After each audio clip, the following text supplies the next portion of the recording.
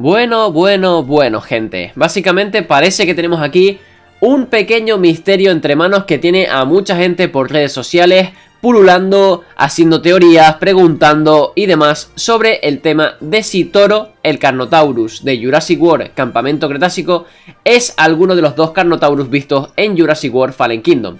Bien, esto sucede porque al final de la serie pues ocurre algo que hace que este Carnotaurus sea más parecido aún a los que vimos en la película de Jurassic World 2. Así que bueno, sin más dilación, alerta de spoilers de la serie Jurassic World Campamento Cretácico, porque en este vídeo quiero explicaros por qué exactamente Toro no es ninguno de esos Carnotaurus. Vamos a ver exactamente por qué. Dicho esto y sin más dilación, vamos allá con el vídeo. En primer lugar, quiero dejar claro un primer punto, y es que en la película de Jurassic World 2, ¿vale? Jurassic World Reino Caído o Fallen Kingdom, como queráis llamarla, vemos de forma clara solamente a dos Carnotaurus diferentes. El primero es abatido por Rexy, ¿vale? Lo mata, y luego el segundo aparece al final, que es otro diferente, y además, pues, por lo que vemos no muere, sino que Rexy lo aparta de una hostia, ¿vale? A esos dos Carnotaurus me voy a referir en este vídeo, porque a lo mejor en la película aparecen más, pero o se ven desde tan lejos y tan pixelados que es imposible saber cuáles son, o si son los mismos, o qué, así que eso. Solo voy a hablar de los dos Carnotaurus que se ven de forma clarísima en Jurassic World 2, así que bueno, gente, dejado claro esto, vamos a empezar con el primero, al que abate Rexy. ¿Por qué Toro no es este Carnotaurus? Bien.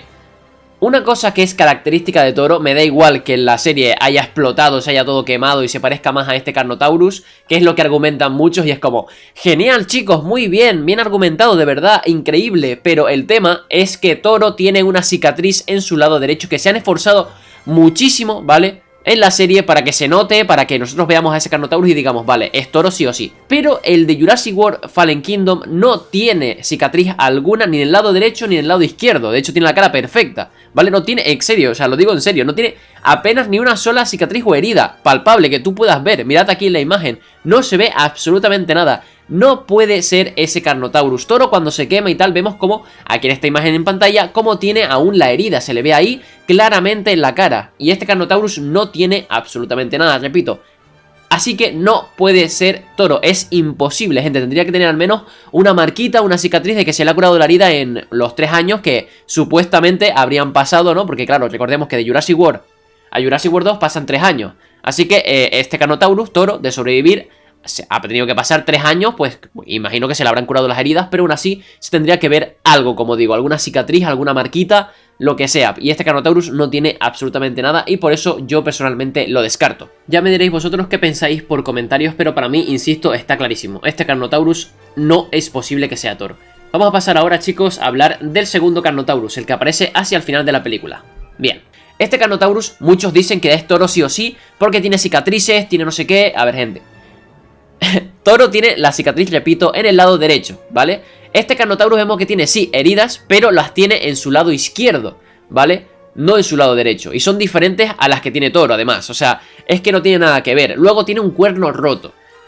Por supuesto, en 3 años le pueden atacar a Toro y le pueden hacer estas heridas y también le pueden romper el cuerno, así que la posibilidad para una segunda temporada de que todo esto pase y este Carnotaurus que vemos aquí sea Toro, está en el aire. No voy a decir que no, por supuesto, pero por ahora es demasiado pronto, gente, y demasiado pronto es decir poco para saber si este Carnotaurus es Toro, ¿vale? Y una cosa os voy a decir, que puede ser, ¿vale? Insisto, puede ser que haya una remota posibilidad de que este Carnotaurus sea Toro, porque en la película no hay ni una sola secuencia donde se le vea el lado derecho de la cara en plan claramente, porque a lo mejor se ve muy de lejos, ¿no? Por ejemplo, esta escena que vemos aquí, ¿vale? Antes de la muerte de Mills, pues vemos como sí se le ve por su lado derecho, pero está tan lejos que es imposible ver si tiene alguna cicatriz. Aunque, a ver, si me preguntáis a mí, yo no le veo ninguna, pero, insisto, está muy lejos, puede ser que la tenga y no la veamos o lo que sea.